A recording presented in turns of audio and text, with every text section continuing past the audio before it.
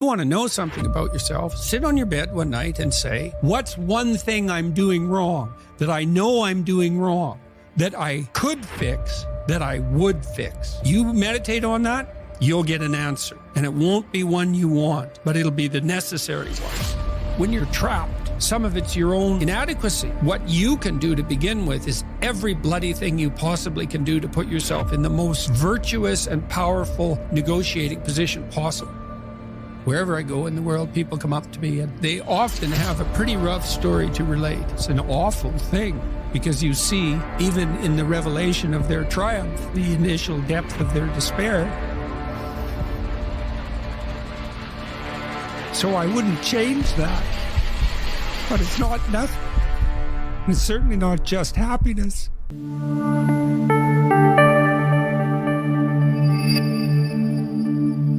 So, on that point of understanding my inadequacies or someone's inadequacies, I really believe that it's really difficult to undergo self-development if you don't have self-awareness. And I was really trying to understand from your writings how someone is to build their self-awareness. It's almost like the unknown unknown. If you don't have it, how do you build the thing? Well, I know a good exercise for that. It's like a prayer in some sense. In fact, I would say it's proper prayer. If you want to know something about yourself, sit on your bed one night and say to yourself, you got to mean this. Like, you got to be desperate. This is no game, this. It's like, my life is not everything I want it to be, and perhaps it's not everything that I need it to be. And by need, I mean my life is so unbearable that the suffering that's attendant upon that is make me nihilistic, cynical, bitter, resentful, homicidal, genocidal, unable to have a good relationship, prone to punish people for their virtues because of my jealousy, driving the proclivity to see evil everywhere except within my own heart. Like, these are problems, man. And you ask yourself, you sit on the bed and say, okay, man, I'm ready to learn something. Like, what's one thing I'm doing wrong that I know I'm doing wrong, that I could fix, that I would fix? It's like, you meditate on that, you'll get an answer. And it won't be one you want, but it'll be the necessary one. You know, and it's often something that will point you to small things. So Carl Jung said, people in the modern world don't see God because they don't look low enough. And so imagine you're in your messy bedroom, you know, and you're sitting on the edge of the bed trying to have an honest dialogue with yourself. And the little voice says, you know, it's pretty disgusting in here. And you think, well, I'm way above such trivial niceties as organizing my room. It's like, well, that's pride. That's arrogance. If you're above organizing what's actually yours, how in the world are you ever going to organize anything else? And so you get on your knees and you think, well, it's time to, you know, take a brush to the toilet. And maybe that's where you start. And that works. Like, that works. You start making those micro improvements, like real micro improvements, real on the ground, actual micro improvements to things you know that are wrong, you'll improve unbelievably rapidly. What you're talking about there sounds to me a lot like an overdose of arrogance and also the need for humility. Do you think the Western world suffers from arrogance because of our relative privilege and luxury that we kind of overlook? Of course, well, that's a temptation, right? I mean, when the radical lefty types go after people for their unearned privilege, they have a point. Now, the point is, the existentialists called it thrownness, which is that's a Heideggerian term. And thrownness is the fact that we kind of experience life as if we're tossed into it, thrown into it. You know, you're male and not female, you're Hindu and not Christian, you're tall and not short. You have an arbitrary range of talents and an arbitrary range of limitations, none of which, in some sense, you chose.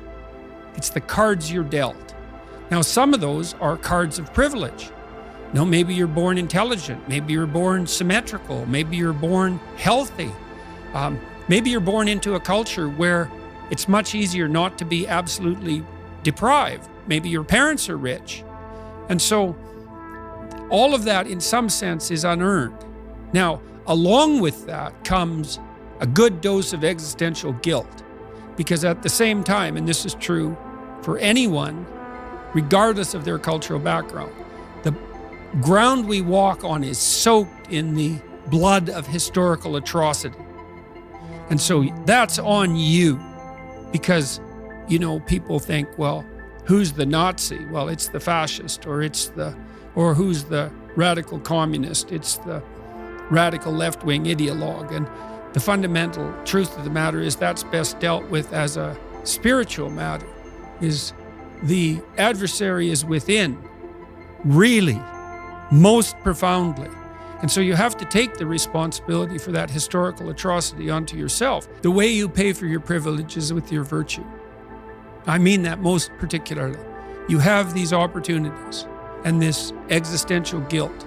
And the way you expiate that and atone is by doing your best to live the best possible life you can manage, to speak the truth, to treat people with respect, to abide by the principles of the dignity of the individual, and to put your house in order.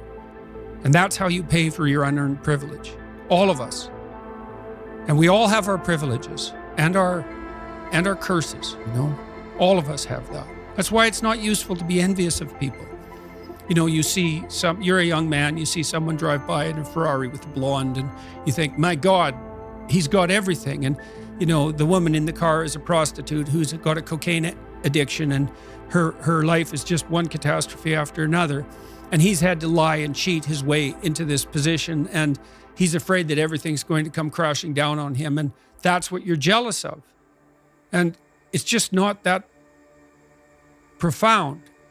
You don't want someone else's fate.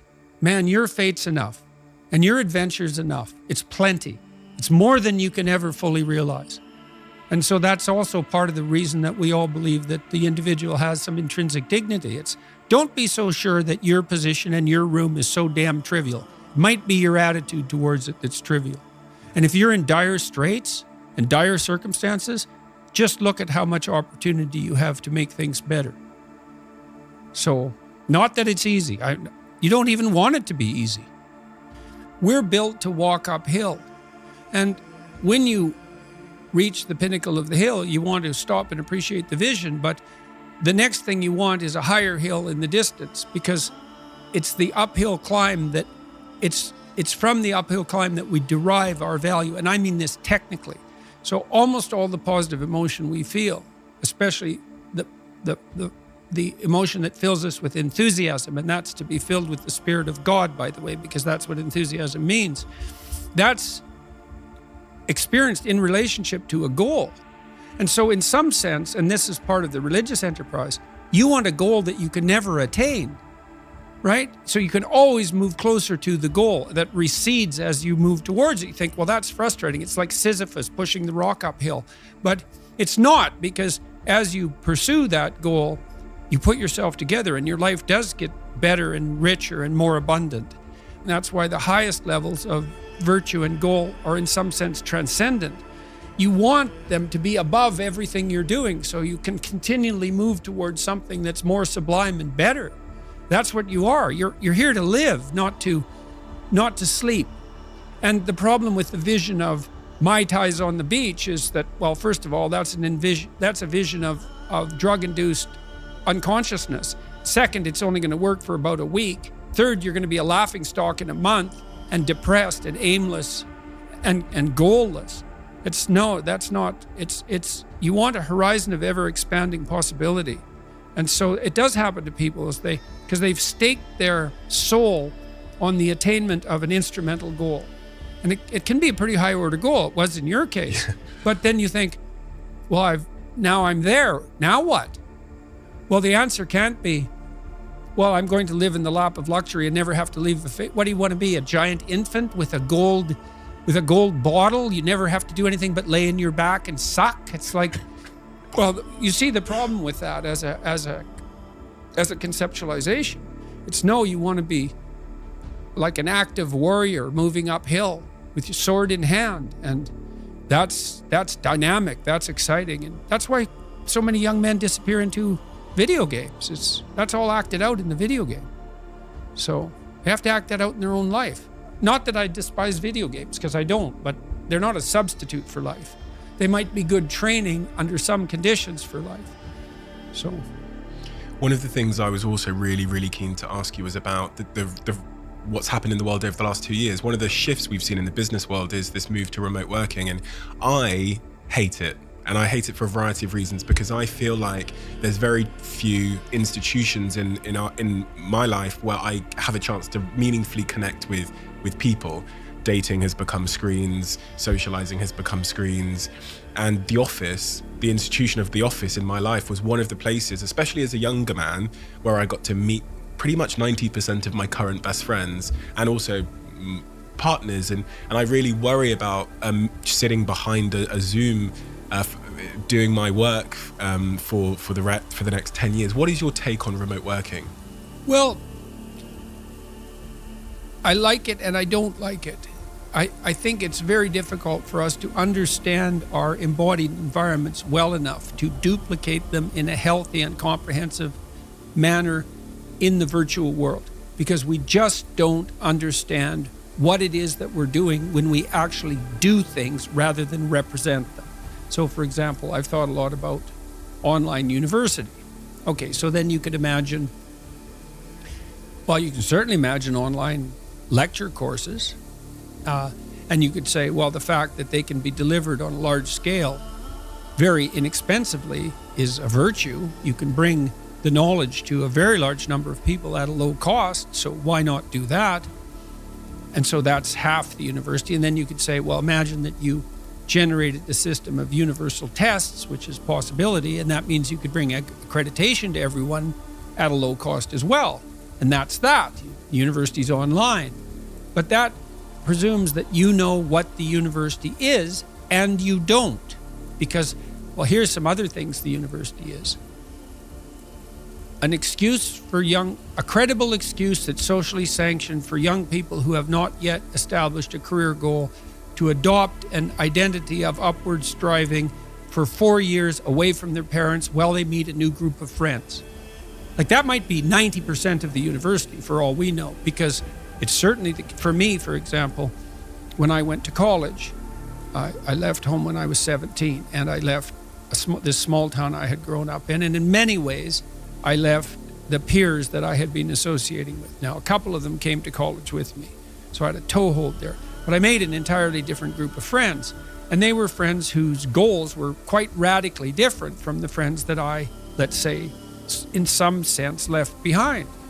Well, the reformulation of my peer network might have been the most important part of the first part of my education. Now, I was fortunate at this place. It was called Grand Prairie College. I had 7 professors, 7, which is really good, who really loved to teach. And so I also learned a lot in the formal sense.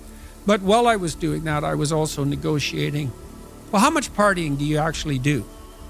Because 0 isn't the right amount, but every goddamn night till 3 a.m. isn't the right amount either, because you have to balance that in some sense with practicality and upward striving. And so, and how do I live with other people, my roommates? So I had one roommate who's a really good friend of mine still, and he walked 1,000 miles with me this year when I was ill, literally. So I really liked living with him because he was a tough guy, worked in lead smelters, and he was a cowboy, and he was a tough guy, 4 years older than me, about 3 years older than me. He'd come back to school after bouncing around through these like tough working class occupations, and he had his feet on the ground in lots of ways. And I really liked him as a roommate because I'd buy some groceries and then he'd buy some groceries, or I'd make dinner and he'd make breakfast. And none of that was ever explicitly negotiated. He was just very aware of this reciprocal altruism, technically. He was very good at, we were both good at tracking our mutual obligations and fulfilling them. So we had a very peaceful relationship. I lived with him for a year and then a little bit at different times and in different places. And I learned to live with a whole variety of roommates. I had many roommates. We had a kind of a frat house in the first college I went to, and I think anywhere from 6 to 20 people lived there, depending on the week. It was ridiculous. It was way too much fun. And that was also a problem. But when I look back on that time in my life, I certainly can't reduce the educational experience to virtual classes and virtual tests. That's 10% of it. And we don't know how to replicate those environments that are so formative, especially in their everydayness, because you live with your roommates. That's a 24-hour thing. And so the problem with virtualization is that we don't understand our environments well enough to be certain that we're not excluding something vital when we concentrate only on what we think conceptually is important. Now, I meet with my son pretty regularly for a project we're working on, which is an app that will teach people to write while they write and use it. So we're quite excited about this. But I meet with him virtually once a week. And it's actually very efficient. He's on the screen. We can see our project in front of us. We can do mutual editing of some of the underlying material, educational material. There's a real place for it. And I have a cottage up north in Toronto where we've set up a studio like your studio here, although ours isn't quite as impressive. But I can have an interview and discussion with anyone, anywhere in the world, even in a foreign language. And that's like unbelievably remarkable. But that doesn't mean that we know how to virtualize reality or that we should flee into it, right? And these new technologies, they're unbelievably radical and they're very hard to master. And so we all have to be careful and try to keep our feet on the ground to some degree when we're using them. So for example, now, I've really only figured this out in the last 3 months. I get up and I do a series of exercises that my wife taught me that are based in the Kundalini yoga tradition. That's real helpful. Flexibility and breathing exercises. That reduces my anxiety during the day, I would say about 25%.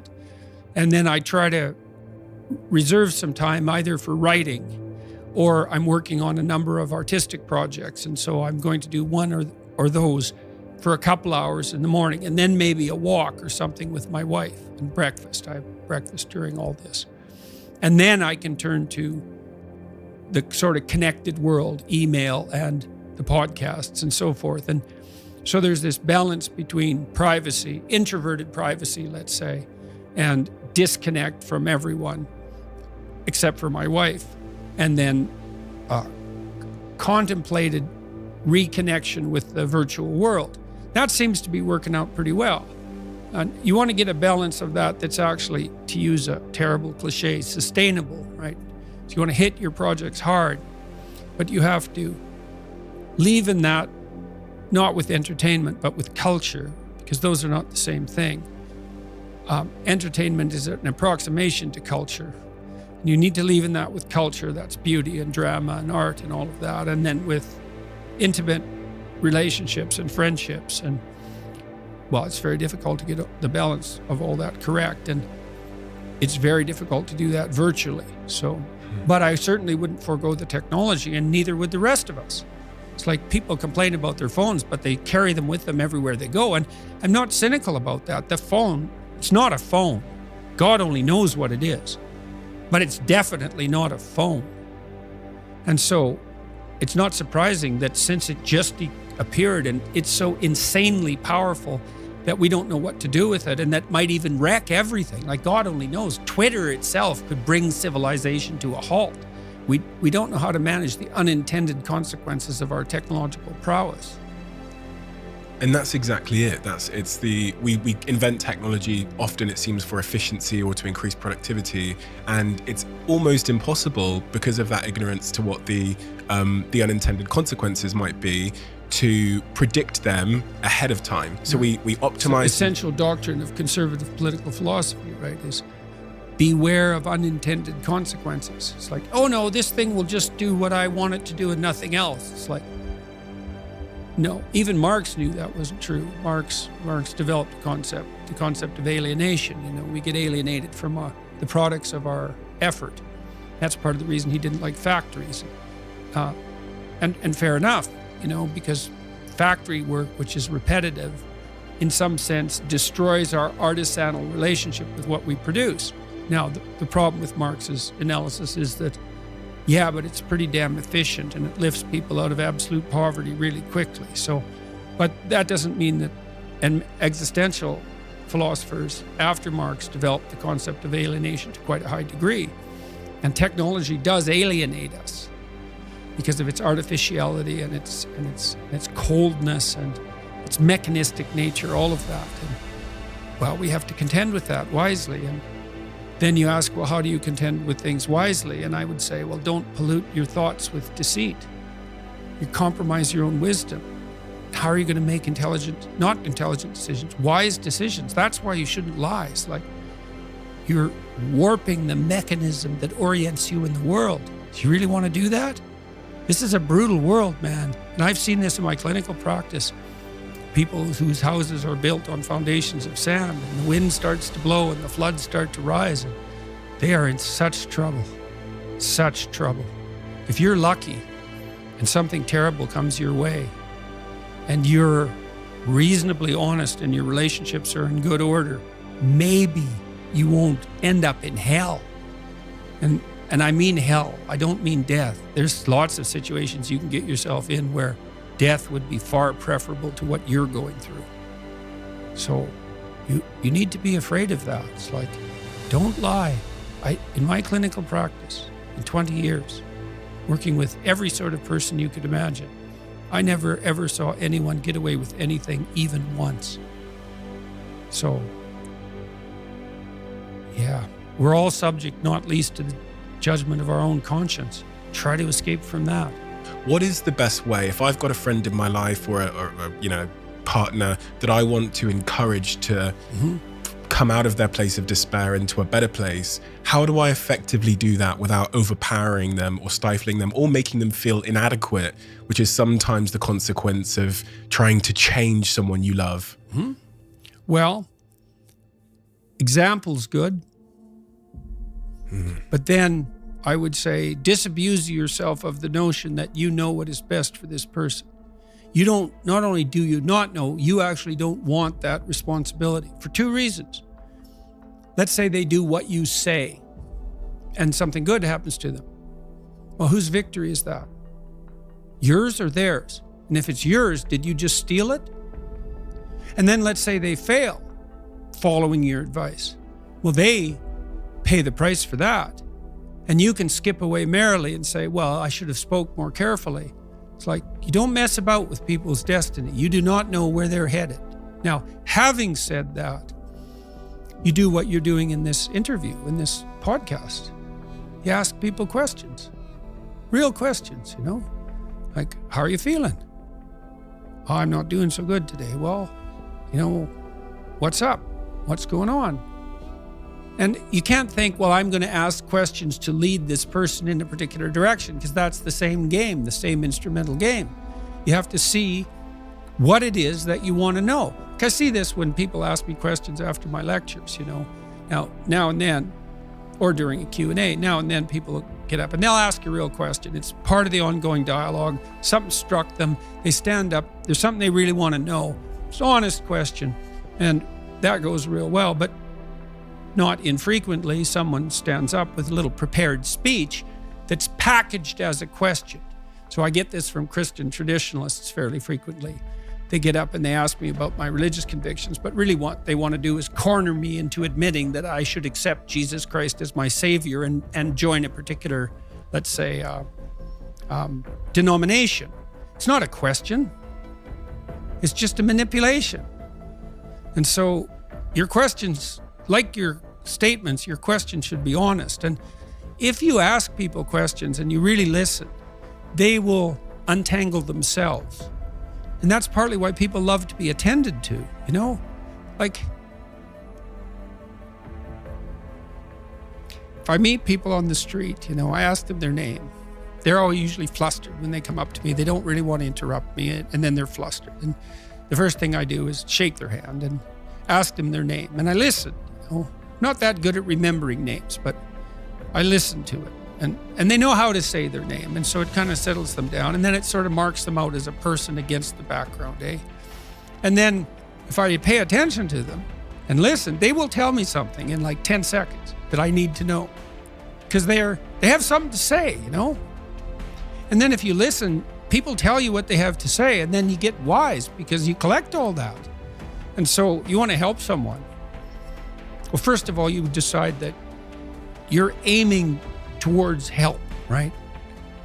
And that you do that in the spirit of ignorance. This is what every good clinician learns, is I don't know where you're headed. I don't know what's wrong with you. This is a hard problem, man. It's like, what's your problem?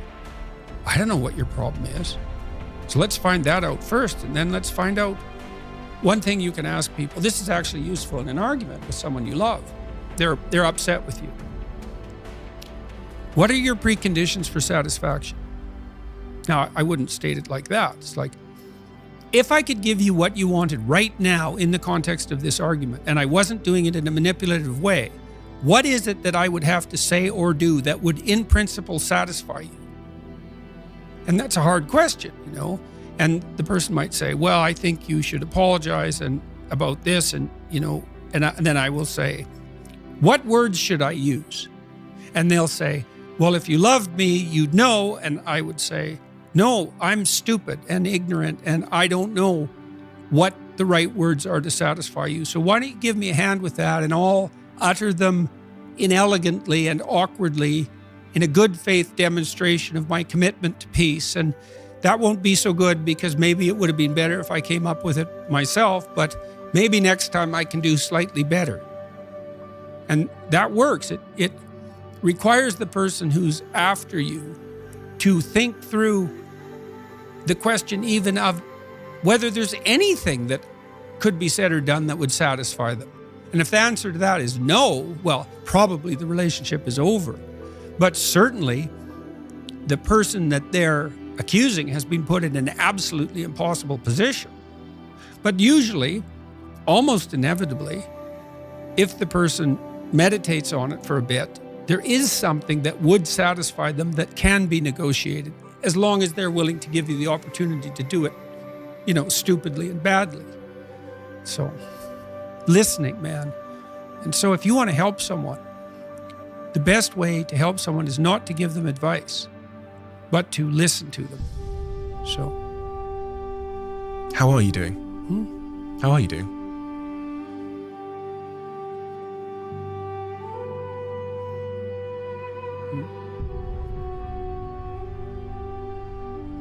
Brilliantly and terribly.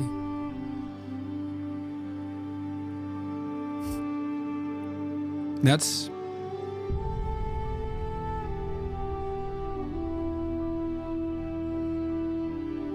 you know, when you listen to a profound piece of music,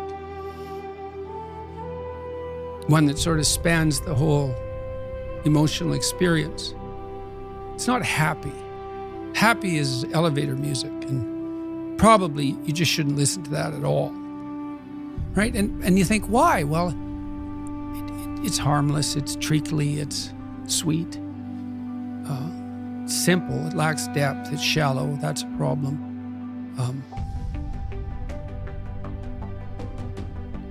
It doesn't have that deep sense of awe and horror, I would say, that is characteristic of the best of all music. You know, you listen to some simple music, so-called. Hank Williams is a good example. You know, the blues cowboy from the 50s who died of alcoholism when he was 27 and whose voice sounds like an 80-year-old man. Simple melody, you know, but there's nothing simple in the song and in the voice. It's deep, you know, it's like the blues. It's like black blues in the States from the 20s, and it was certainly influenced by that tradition. There's this admission of a deep suffering at the same time as you get the beautiful transcendence of the music. And that's meaning, you know, that's awful in the most fundamental sense, but you need an antidote to suffering, and it has to be deep. And you know, deep moves you tectonically, and it's not a trivial thing. But that's better than happiness. And maybe if you're lucky while you're pursuing that and while you're immersed in it, you get to be happy, and you should fall on your knees and be grateful for that when it happens. You know, it's a gift. It really is a gift. And it comes upon you unexpectedly, your happiness, you know. But you aim to climb uphill to the highest peak you can possibly envision. And that's better than happiness.